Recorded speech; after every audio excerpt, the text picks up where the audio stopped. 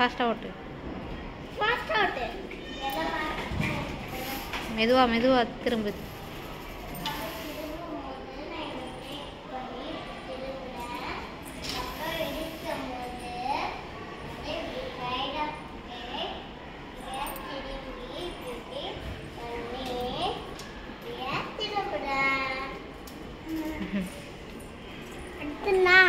இப்போ அக்கா ஓட்டட்டுமா?